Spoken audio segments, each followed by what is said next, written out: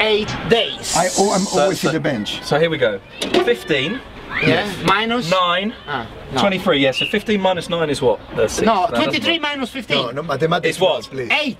Is it? Yeah! Right, so in other words, we've got Henrik Goitom minus Steve Finnan equals 8. Right? And 8 is the number of days in which Real Madrid's entire season is going to be defined. 2 games against Barcelona, 1 in the league, 1 in the Copa del Rey, and of course the return leg against Let's give the dates. Champions League. 26th of February, Copa del Rey in Barcelona. Yes. 2nd of March, Liga at the Bernabeu. 5th of March, Champions at Old Trafford. Okay, so there's an obvious question, which is given the lead that Barcelona have got in the league, do Real Madrid more or less throw away the league game? Do they not bother with the league game? I think they cannot throw away the league game because it's a matter. No, it's but it won't be so important. Come on. No, but if they, I mean, they cannot play with a team that is not competitive.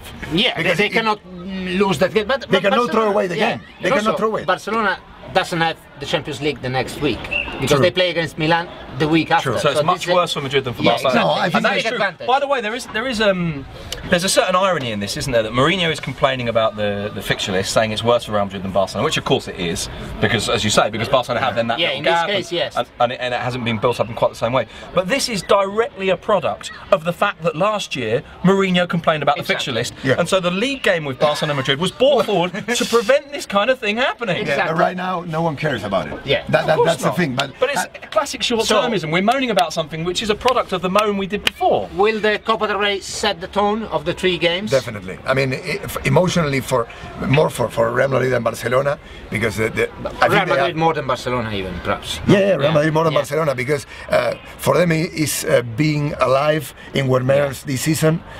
Or being completely dead, like we're talking about the beginning of March. Exactly. So what will happen if they fail? It will be a complete disaster, a war. Obviously, the most important game is the Old Trafford, but the cup game is important to gain some prestige, some morale. I mean, losing against Barcelona and being eliminated is a disaster. Also because there is a week in which the papers will run at again at 2 years ago when Madrid and Barcelona played each other 4 times in 18 days, I think it was.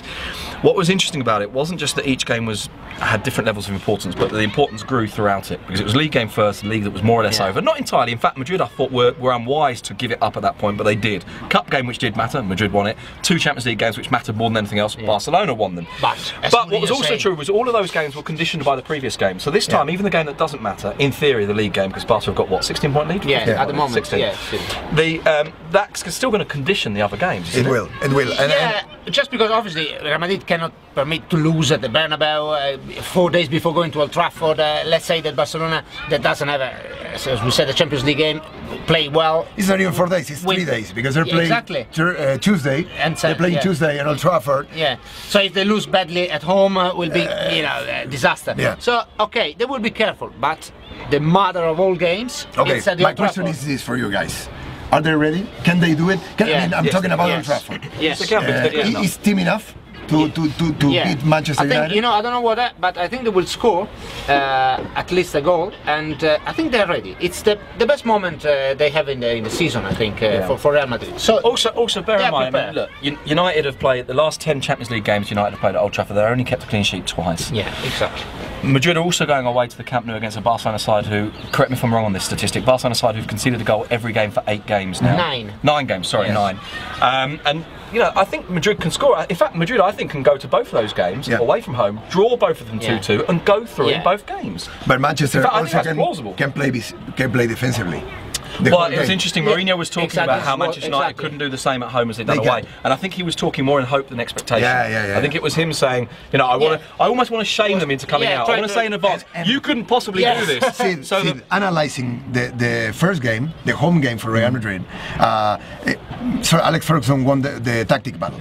He played with the score more than Mourinho. Mourinho should have go offensive in the second half. He kept Xavi Alonso in the field when he was injured, and he didn't put alongside Pedira and Modric. Remember that Manchester United had 2 great chances. Now Xavi Alonso cleared one off the line. So I think Mourinho had it clear that if Manchester scored another goal, then more or less Real Madrid was. I mean, the other thing in all this, of course, is we're talking about a game, particularly the Champions League game, which defines more than just this season. It defines how Mourinho's remembered. It defines how he leaves. Exactly. That's the point, because he will leave. That's true. So, well, he will. By the way, he will leave if there's a way out. The only thing I can seriously, the only thing I can see that keeps Mourinho at Real Madrid is not having an exit strategy. But this is another discussion. One question for the public. Okay. Whose t-shirt this is one? Okay. Bye. The trivia. Ciao.